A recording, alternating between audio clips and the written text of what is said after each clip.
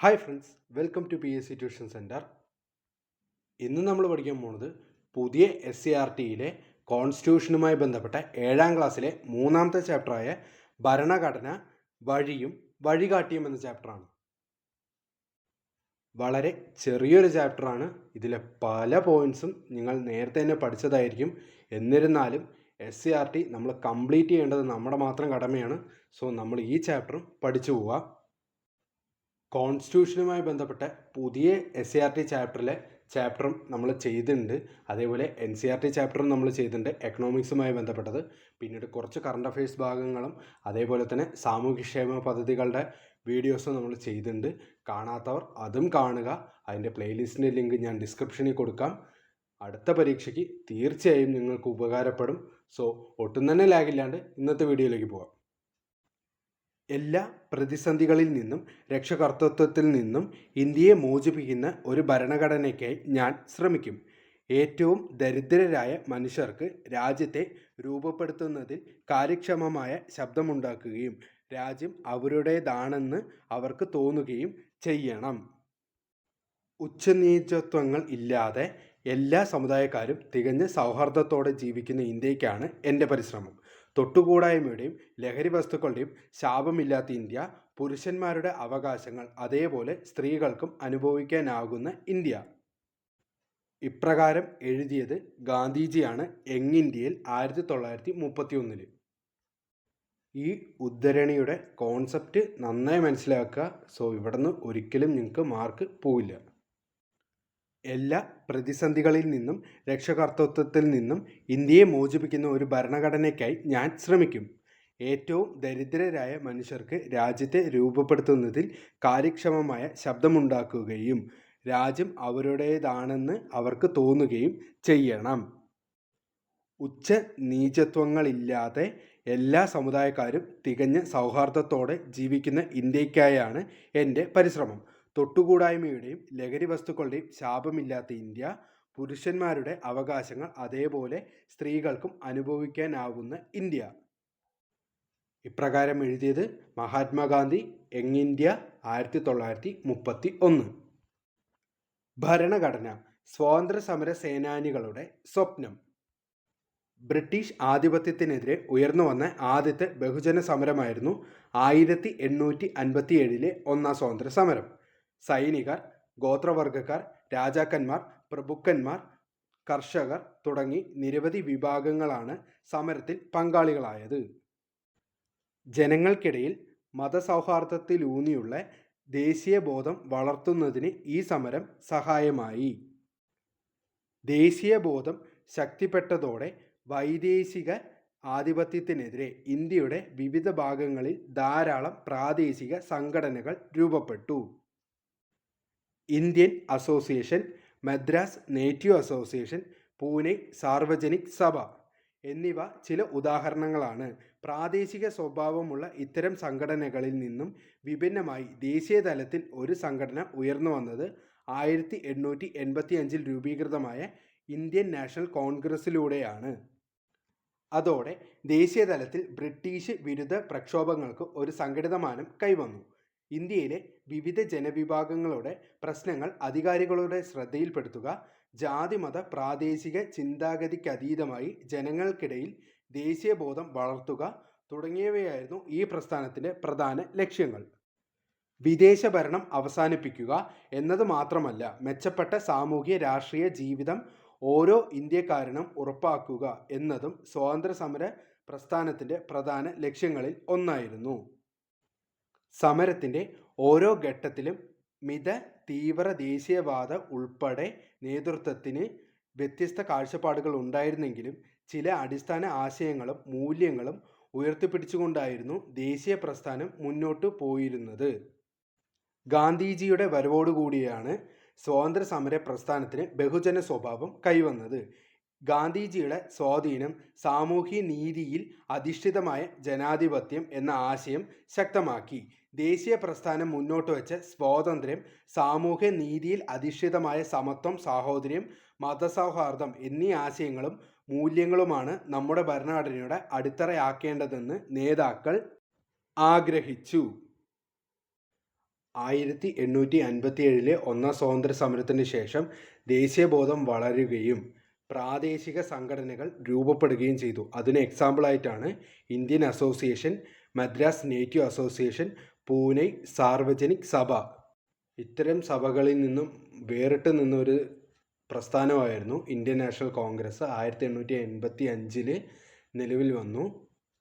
വിവിധ ജനവിഭാഗങ്ങളുടെ പ്രശ്നങ്ങൾ അധികാരികളെ ശ്രദ്ധയിൽപ്പെടുത്തുക, അതേപോലെ ജാതി മത പ്രാദേശിക ചിന്തകൾക്കതീതമായി ജനങ്ങൾക്കിടയിൽ ദേശീയബോധം വളർത്തുക എന്നിവയായിരുന്നു ഈ പ്രസ്ഥാനത്തിൻ്റെ പ്രധാന ലക്ഷ്യം. ഗാന്ധിജി വന്നതോടെ സ്വാതന്ത്ര്യ സമരത്തിന് ഒരു ബഹുജന സ്വഭാവം കൈവന്നു. സമത്വം, സാഹോദര്യം, മതസൗഹാർദ്ദം എന്നീ ആശയങ്ങൾ നമ്മുടെ ഭരണഘടനയുടെ അടിത്തറയാക്കേണ്ടതാണെന്ന് നേതാക്കൾ ആഗ്രഹിച്ചു. ഇതൊന്നും നമുക്ക് കാണാപ്പാഠം പഠിക്കേണ്ട ആവശ്യമില്ല. ജസ്റ്റ് ഒന്ന് കോൺസെപ്റ്റ് നന്നായി മനസ്സിലാക്കിയാൽ മതി. നമുക്ക് ഏതൊരു സ്റ്റേറ്റ്മെൻറ്റിൽ നിന്നും നമുക്ക് ഉത്തരം കിട്ടും. ബ്രിട്ടീഷുകാർ 1935 പാസാക്കിയ ഗവൺമെൻറ് ഓഫ് ഇന്ത്യ ആക്ട് എന്ന നിയമസംഹിതയാണ് റിപ്പബ്ലിക്കായി മാറും വരെ നമ്മുടെ രാജ്യം പിന്തുടർന്നത്. നമ്മുടെ ഭരണഘടനയുടെ പല ആശയങ്ങളും വ്യവസ്ഥകളും ഈ നിയമത്തിൽ നിന്നാണ് എടുത്തിരിക്കുന്നത്. 1950 ജനുവരി 26 നമ്മുടെ ഭരണഘടന നിലവിൽ വന്നു. സ്വാതന്ത്ര്യം ലഭിച്ച് റിപ്പബ്ലിക് ആവുന്നവരെ നമ്മൾ ഫോളോ ചെയ്തുകൊണ്ടിരുന്ന ഭരണഘടന 1935 ഗവൺമെൻറ് ഓഫ് ഇന്ത്യ ആക്ട് ആയിരുന്നു. കൂടുതൽ ഡീറ്റെയിൽ ആയിട്ട് പറയാത്തത് ഇതൊക്കെ നിങ്ങൾക്ക് അറിയണം, നല്ല ബേസ് പോയിൻറ്റ്സ് മാത്രമേ ഉള്ളൂ. അത് കാരണമാണ് ഒരുപാട് ഡീറ്റെയിൽസ് ഞാൻ പറയാത്തത്. ഈ ചാപ്റ്റർ അത്രയും ചെറിയൊരു ചാപ്റ്ററാണ്. ഈ ചാപ്റ്ററിൽ ബേസിക് ആയ പോയിൻറ്റ്സാണ് കൂടുതലും ഉള്ളത്. സോ അതുകൊണ്ട് നിങ്ങളാരും ഈ ചാപ്റ്റർ സ്കിപ്പ് ചെയ്യരുത്. സ്കിപ്പ് ചെയ്താൽ നിങ്ങൾക്ക് മാത്രമാണ് നഷ്ടം. ഏതൊരു ചാപ്റ്ററും ചെറുതല്ല, ഏതൊരു മാർക്കും ചെറുതല്ല. ഗവൺമെൻറ് ഓഫ് ഇന്ത്യ ആക്ട് 1935 ആണ് ഇവിടെ തന്നിരിക്കുന്നത്. അതേപോലെ അതിൻ്റെ കുറച്ച് പ്രത്യേകതകളും സൈഡിൽ നോട്ട് പോയിൻറ്റ്സ് ആയിട്ട് തന്നിട്ടുണ്ട്. 6 പ്രവിശ്യകളിൽ ദ്വിമണ്ഡല സഭകൾ. 6 പ്രവിശ്യകളിൽ ദ്വിമണ്ഡല സഭകൾ, 321 വിഭാഗങ്ങളും 10 പട്ടികകളും. കേന്ദ്രത്തിൽ ദ്വിമണ്ഡല സഭ, ദുർബല വിഭാഗങ്ങൾക്ക്, അതേപോലെ സ്ത്രീകൾ, തൊഴിലാളികൾ എന്നിവർക്ക് പ്രത്യേക മണ്ഡലങ്ങൾ. കേന്ദ്രത്തിനും അന്നത്തെ പ്രവിശ്യകൾക്കുമായി അധികാരം വിഭജിച്ചു. ഇവിടെ ദ്വിമണ്ഡല സഭകളെ കുറിച്ച് പറയുന്നുണ്ട്. 6 പ്രവിശ്യകളിലെ ദ്വിമണ്ഡല സഭ, അതേപോലെ കേന്ദ്രത്തിലും ദ്വിമണ്ഡല സഭകൾ, 321 വിഭാഗങ്ങളും 10 പട്ടികകളും. അതുപോലെ തന്നെ സംവരണത്തിൻ്റെ കാര്യം പറയുന്നുണ്ട്. ദുർബല വിഭാഗങ്ങൾ, അതേപോലെ സ്ത്രീകൾ, തൊഴിലാളികൾ എന്നിവർക്ക് പ്രത്യേക മണ്ഡലങ്ങൾ. പിന്നീട് ഫെഡറലിസം, കേന്ദ്രത്തിനും അന്നത്തെ പ്രവിശ്യകൾക്കും അധികാരം വിഭജിച്ചു. അപ്പോൾ എന്താണ് ഫെഡറലിസം, എന്താണ് ദ്വിമണ്ഡല സഭ എന്നുള്ളത് കഴിഞ്ഞ SCERT ക്ലാസ്സിൽ തന്നെ നമ്മൾ ഡീറ്റെയിൽ ആയിട്ട് പഠിച്ചിട്ടുണ്ട്. അത് വേണമെങ്കിൽ ഞാൻ കാർഡ് സെക്ഷനിൽ കൊടുക്കാം. കാണാത്തവർ അതും കണ്ടിട്ട് ഈ ചാപ്റ്ററിലേക്ക് വരിക. അപ്പോൾ നിങ്ങൾക്ക് എല്ലാം ഓവറോളായി സൂപ്പറായിട്ട് മനസ്സിലാവും. ഭരണഘടന നിർമ്മാണത്തിലേക്ക് 1946 അധികാര കൈമാറ്റം ചർച്ച ചെയ്യുന്നതിനായി ഇന്ത്യ സന്ദർശിച്ച ക്യാബിനറ്റ് മിഷൻ്റെ പ്രധാന നിർദ്ദേശങ്ങളിൽ ഒന്നായിരുന്നു സ്വതന്ത്ര ഇന്ത്യക്കായിട്ടുള്ള ഒരു നിയമസംഹിത. ഈ ലക്ഷ്യം മുൻനിർത്തിയാണ് ഭരണഘടനാ നിർമ്മാണ സഭ രൂപീകൃതമായത്. ഇതെല്ലാം നമ്മൾ കഴിഞ്ഞ SCERT ക്ലാസ്സിൽ തന്നെ ഫുള്ളായി ചർച്ച ചെയ്തു. എപ്പോഴാണ് തുടങ്ങിയത്, ആരാണ് ഫസ്റ്റ് അധ്യക്ഷൻ, ആരാണ് തിരഞ്ഞെടുക്കപ്പെട്ട ആദ്യ അധ്യക്ഷൻ, ഇല്ലെങ്കിൽ പെർമനൻ്റ് അധ്യക്ഷൻ ആരാന്നൊക്കെ നമ്മൾ കഴിഞ്ഞ ക്ലാസ്സിൽ തന്നെ ഡീറ്റെയിൽ ആയിട്ട് നമ്മൾ പഠിച്ചിട്ടുണ്ട്. അത് കാരണം അതൊന്നും ഞാൻ ഇവിടെ വെറുതെ റിപ്പീറ്റ് ചെയ്യണില്ല. ഭരണഘടനാ നിർമ്മാണ സഭ, അതിൻ്റെ കുറച്ച് പ്രത്യേകതകൾ. നിർമ്മാണം 2 വർഷം 11 മാസം 17 ദിവസം. ആദ്യത്തെ മീറ്റിംഗ് 1946 ഡിസംബർ 9. ആദ്യ സമ്മേളനത്തിൽ എത്ര പേര് പങ്കെടുത്തറാ? കഴിഞ്ഞ ക്ലാസ്സിൽ അറ്റൻഡ് ചെയ്തവരൊന്ന് താഴെ കമൻറ്റിൽ പറയുക. അതേപോലെ ഡ്രാഫ്റ്റിംഗ് കമ്മിറ്റിയുടെ ചെയർമാൻ ഡോക്ടർ BR അംബേദ്കർ. തിരഞ്ഞെടുക്കപ്പെട്ട അധ്യക്ഷൻ ആരെന്ന് ചോദിച്ചു കഴിഞ്ഞാൽ ഡോക്ടർ രാജേന്ദ്ര പ്രസാദ്. ഭരണഘടന നിർമ്മാണ സഭ അംഗീകരിച്ചത് 1946 നവംബർ 26 നിലവിൽ വന്നത് 1950 ജനുവരി 26 അന്നാണ് നമ്മുടെ റിപ്പബ്ലിക് ഡേ.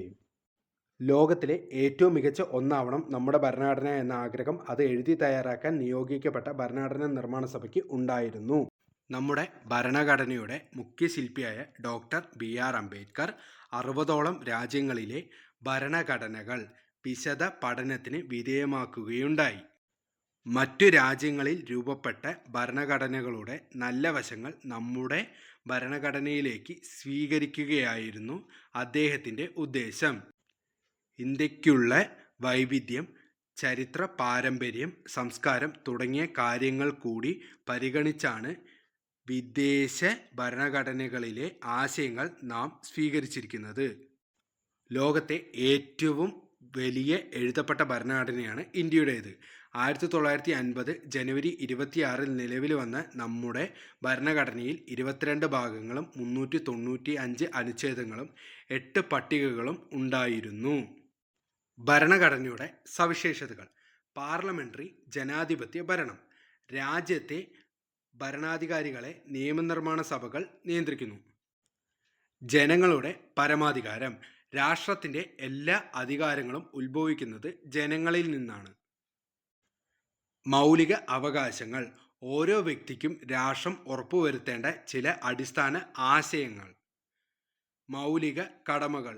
ഓരോ വ്യക്തിയും രാഷ്ട്രത്തോടും സമൂഹത്തോടും പാലിക്കേണ്ട ഉത്തരവാദിത്വങ്ങൾ. മാർഗനിർദ്ദേശക തത്വങ്ങൾ.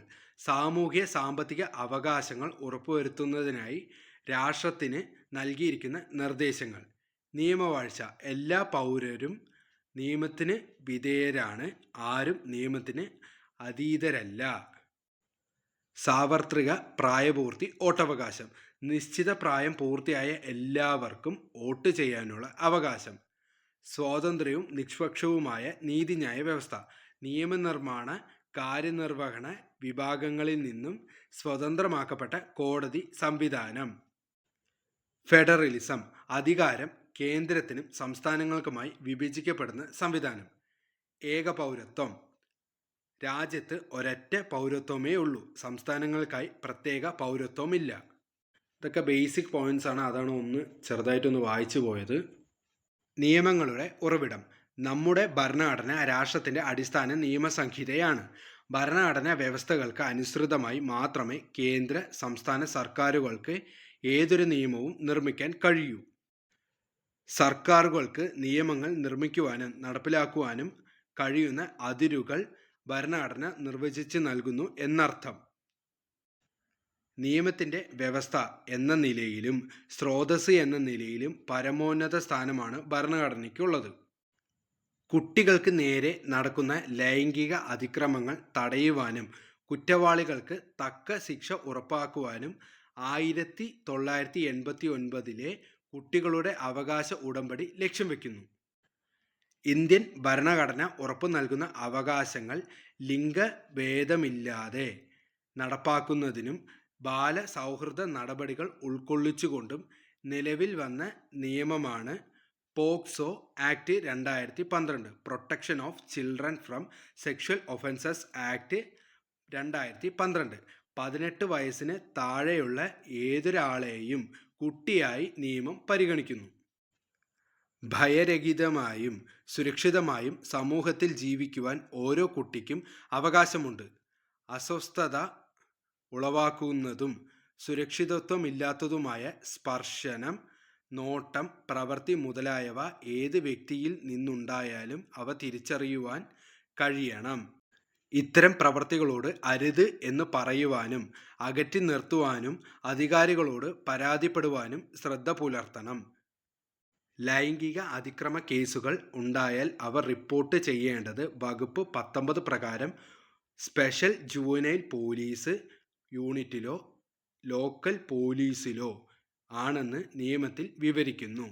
പോക്സോ കേസുകൾ കൈകാര്യം ചെയ്യുന്ന ഉദ്യോഗസ്ഥർ ചൈൽഡ് വെൽഫെയർ പോലീസ് ഓഫീസർ എന്നറിയപ്പെടുന്നു. കേരള സംസ്ഥാന ബാലാവകാശ സംരക്ഷണ കമ്മീഷൻ പോക്സോ നിയമത്തിൻ്റെ 44-ാം വകുപ്പ് പ്രകാരം നിരീക്ഷണ സംവിധാനം പോക്സോ മോണിറ്ററിംഗ് സെൽ ഒരുക്കിയിട്ടുണ്ട്. ലൈംഗിക അതിക്രമം ഉണ്ടായാൽ കേസ് കൊടുക്കേണ്ടത് പോക്സോ ആക്ടിലെ വകുപ്പ് 19 പ്രകാരം ആർക്കൊക്കെയാണെന്ന് ചോദിച്ചു കഴിഞ്ഞാൽ സ്പെഷ്യൽ ജുവനൈൽ പോലീസിനോ അല്ലെങ്കിൽ ലോക്കൽ പോലീസിലോ ആയിരിക്കും. അതേപോലെ പോക്സോ കേസുകൾ കൈകാര്യം ചെയ്യുന്ന ഉദ്യോഗസ്ഥർ ചൈൽഡ് വെൽഫെയർ പോലീസ് ഓഫീസർ എന്നറിയപ്പെടുന്നു. കേരള സംസ്ഥാന ബാലാവകാശ സംരക്ഷണ കമ്മീഷൻ പോക്സോ നിയമത്തിൻ്റെ 44-ാം വകുപ്പ് പ്രകാരം നിരീക്ഷണ സംവിധാനം അഥവാ പോക്സോ മോണിറ്ററിംഗ് സെല്ല് ഒരുക്കിയിട്ടുണ്ട്. പോക്സോ കുറ്റകൃത്യങ്ങളിൽ ഏർപ്പെടുന്ന ഏതൊരു വ്യക്തിക്കും കഠിന ശിക്ഷ ഈ നിയമം വ്യവസ്ഥ ചെയ്യുന്നു. ഭരണഘടനയുടെ ധർമ്മങ്ങൾ ഇവിടെ താഴെ കുറച്ച് പോയിന്റ്സ് ആയിട്ട് തന്നിട്ടുണ്ട്. നമുക്ക് ജസ്റ്റ് ഒന്ന് നോക്കാം. രാജ്യത്തിന് ദിശാബോധം നൽകുന്ന അടിസ്ഥാന രേഖയായി നിലകൊള്ളുന്നു. രാജ്യത്തിൻ്റെ അടിസ്ഥാന മൂല്യങ്ങളും ആദർശങ്ങളും നിർവചിക്കുന്നു. ഗവൺമെൻറ്റിൻ്റെ അധികാരങ്ങളും പരിധികളും വ്യക്തമാക്കുന്നു. രാജ്യത്തെ എല്ലാ ഭരണ സംവിധാനങ്ങളും ഭരണഘടനയ്ക്ക് വിധേയമായാണ് പ്രവർത്തിക്കുന്നത് എന്ന് ഉറപ്പുവരുത്തുന്നു. നാനാത്വത്തിൽ ഏകത്വം സംരക്ഷിക്കുന്നു. പൗരരുടെ അവകാശങ്ങളും കടമകളും സ്ഥാപിക്കുന്നു. സ്വേച്ഛാധിപത്യത്തിനും അധികാര ദുർവിനിയോഗത്തിനും എതിരായി സംരക്ഷണ കവചമായി വർദ്ധിക്കുന്നു. എടാ പിള്ളേരെ, ഇതൊന്ന് പെട്ടെന്നൊന്ന് സ്ക്രീൻഷോട്ട് എടുത്തോ. ഇതിൽ നിന്ന് വേണമെങ്കിൽ ഇതേ സ്റ്റേറ്റ്മെൻറ്റ് തന്നിട്ട് ഓഡ് വൺ ഔട്ടായിട്ടും ചോദിക്കാനുള്ള സാധ്യതയുണ്ട്. അത് കാരണം ഇത് മാത്രം ഒന്ന് സ്ക്രീൻഷോട്ട് ചെയ്ത് വെച്ചിട്ട് ഇതേ വാക്കുകൾ പോലെ ഒന്ന് പറഞ്ഞു നോക്കൂ. ഒരു 3-4 തവണ റിപ്പീറ്റ് ചെയ്ത് കഴിഞ്ഞാൽ നിങ്ങൾക്ക് ഓട്ടോമാറ്റിക്കായിട്ട് പഠിക്കാൻ പറ്റും. സോ മറക്കണ്ട, ഇതൊന്ന് പെട്ടെന്നൊന്ന് സ്ക്രീൻഷോട്ട് എടുത്തോ. ഓക്കെ അല്ലേ? എന്നാൽ പിന്നെ നമുക്ക് അടുത്തത് പഠിക്കല്ലേ. ഭേദഗതിയെക്കുറിച്ചുള്ള ചാർട്ടാണ് ഇവിടെ തന്നിരിക്കുന്നത്. 1950 ജനുവരി 26-ന് ഭരണഘടന നിലവിൽ വന്നു. നമുക്കറിയുന്ന പോയിൻ്റാണ്. ഒന്നാമത്തെ ഭേദഗതി 1951-ൽ വന്നു. പട്ടികകളുടെ എണ്ണം 9 മാറി. എന്ന് വെച്ചാൽ നമ്മുടെ ഭൂപരിഷ്കരണം ആഡ് ചെയ്തത്. 1976-ലാണ് 42-ാം ഭേദഗതി വന്നത്. മതേതരത്വം, സോഷ്യലിസം, അഖണ്ഡത എന്നിവ കൂട്ടിച്ചേർത്ത ഭേദഗതി. മിനി കോൺസ്റ്റിറ്റ്യൂഷനൊക്കെ എന്നൊക്കെ അറിയപ്പെടുന്ന ഭേദഗതിയായിരുന്നു. 44-ാം ഭേദഗതി 1978 സ്വത്തവകാശം മൗലികാവകാശം അല്ലാതെ ആക്കി. അതിനുശേഷം 73, 74, 92-ൽ പഞ്ചായത്ത് രാജ് നഗരപാലിക നിയമം കൊണ്ടുവന്നു. എന്ന് വെച്ച് കഴിഞ്ഞാൽ നമ്മുടെ 11-ാം പട്ടികയും 12-ാം പട്ടികയും കൊണ്ടുവന്നത് 73, 74-ലും ഭേദഗതികളായിരുന്നു കേട്ടോ. 11-ാമത്തെയും 12-ാമത്തെയും പട്ടിക. 86-ാമത്തെ ഭേദഗതി വിദ്യാഭ്യാസം മൗലിക അവകാശമായിട്ട് മാറി. Article 21A. 101-ാം ഭേദഗതി 2016 GST കൊണ്ടുവന്നത്. ഏറ്റവും അവസാനത്തെ ഭരണഘടനാ ഭേദഗതിയെക്കുറിച്ച് ഇവിടെ എഴുതുക. ഏറ്റവും അവസാനമായിട്ട് വന്നത് 106-ാം ഭേദഗതിയാണ്, വനിതാ സംവരണ ബില്ലുമായിട്ട് ബന്ധപ്പെട്ടത്. അതിനെക്കുറിച്ച് ഡീറ്റെയിൽ ആയിട്ടുള്ള നോട്ട്സ് വേണമെങ്കിൽ പറഞ്ഞാൽ മതി, വീഡിയോ ആയിട്ട് ചെയ്യാം. 368 വകുപ്പ് പ്രകാരം ഭരണഘടന ഭേദഗതി ചെയ്യാനുള്ള അധികാരം പാർലമെൻറ്റിനാണ്. എന്നാൽ ഭരണഘടനയുടെ അടിസ്ഥാന ഘടന ഭേദഗതി ചെയ്യാൻ പാടുള്ളതല്ല. 1973-ൽ കാസർഗോഡ് ഇടനീർ മഠത്തിൻ്റെ അധിപതിയായിരുന്ന കേശവാനന്ദ ഭാരതി കേരള സർക്കാരിനെതിരെ നൽകിയ കേസായിരുന്നു ഭരണഘടനയുടെ അടിസ്ഥാന ഘടനയിൽ യാതൊരു മാറ്റവും വരുത്താൻ പാടില്ലെന്ന് സുപ്രീം കോടതി വിധിച്ചു. വിദ്യാഭ്യാസം മൗലിക അവകാശമാക്കപ്പെട്ടത് 2002-ൽ 86-ാം ഭരണഘടനാ ഭേദഗതി പ്രകാരമാണ്. ഈ വ്യവസ്ഥകൾ ഭരണഘടനയിൽ 21A വകുപ്പുമായി ചേർത്തിട്ടുണ്ട്. ഈ ഭേദഗതി അനുസരിച്ച് 2009 ഓഗസ്റ്റ് 4-ന് നിലവിൽ വന്ന നിയമമാണ് വിദ്യാഭ്യാസ അവകാശ നിയമം 2009. 6 മുതൽ 14 വയസ്സ് വരെ പ്രായമുള്ള എല്ലാ കുട്ടികൾക്കും സൗജന്യവും നിർബന്ധിതവുമായ വിദ്യാഭ്യാസം ഉറപ്പുവരുത്തുന്നതാണ് പ്രസ്തുത നിയമം. 1976-ലെ 42-ാം ഭേദഗതി വഴിയാണ് മതേതരത്വം, സോഷ്യലിസം, അഖണ്ഡത എന്നീ വാക്കുകൾ ഭരണഘടനയുടെ ആമുഖത്ത് എഴുതി ചേർത്തത്. ഭരണഘടനയിൽ വേറെയും ചില മാറ്റങ്ങൾ ഈ ഭേദഗതിയിലൂടെ വരുത്തിയിരുന്നു. സുപ്രധാന നിരവധി മാറ്റങ്ങൾ വരുത്തിയതിനാൽ ഈ ഭേദഗതിയെ ചെറുഭരണഘടന, മിനി കോൺസ്റ്റിറ്റ്യൂഷൻ എന്ന് വിളിക്കുന്നു.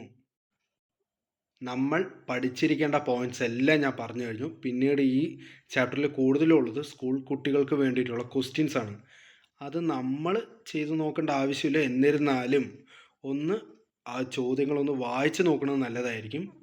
സോ വീഡിയോ കണ്ടവർ വീഡിയോ ഇഷ്ടപ്പെട്ടെങ്കിൽ ചാനൽ സബ്സ്ക്രൈബ് ചെയ്യാനും ലൈക്ക് ചെയ്യാനും കമൻറ്റ് ചെയ്യാനും മറക്കരുത്.